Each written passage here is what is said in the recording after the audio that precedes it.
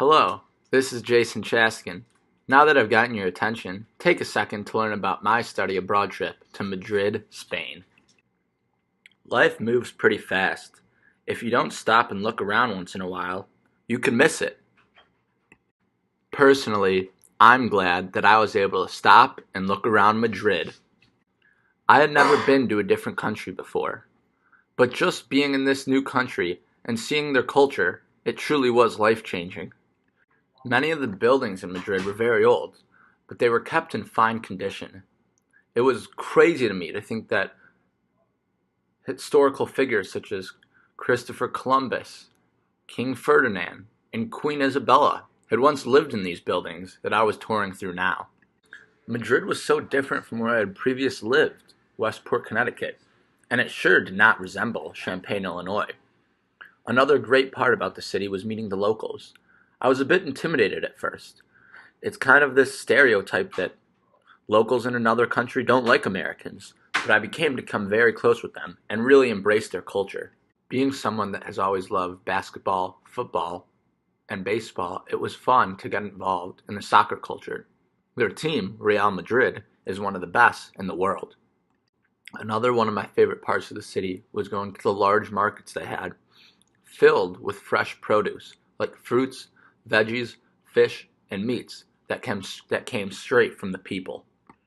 I really enjoyed the interactions I had with the people in the markets. It sort of made a big city feel like a small community in a way.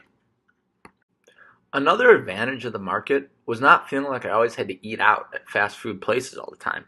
I can go in the morning, pick up what I wanted, and cook it for lunch or dinner.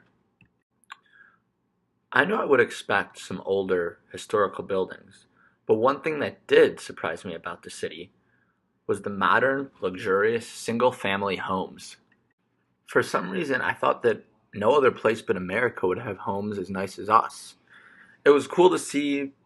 I guess it was nice to be surprised that I could see similar structures to American homes in other countries. The house we stayed in, for the majority of the time, reminded me of a one-floor house you'd see in maybe Phoenix, Arizona, or somewhere in the southwest United States.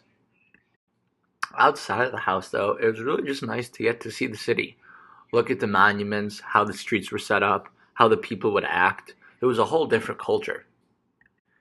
Being in Madrid really made me realize just how big the world was. Although I love Madrid, I want to be able to explore more parts of the world that are unlike the United States of America. It's crazy to me to think that for so long I've been living in the United States, just worried about my own problems, my life, what's going on here. And just in Madrid, there's this whole other world across the ocean that I've never known about until now. Aside from the cities and soccer, Madrid was luxurious, with great beaches and cool restaurants. The city was busy with plenty to do. I always felt like as if I had another destination to go to. One of the most interesting things about the city, in my opinion, were the siestas, or another word, a midday nap. In America, we have a 9 to 5 workday or school day, but in Madrid, they work in the morning, have an afternoon lunch or rest, and then go back to work later in the afternoon.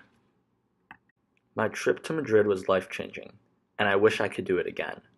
I hope after listening to this, you will one day go to Madrid too.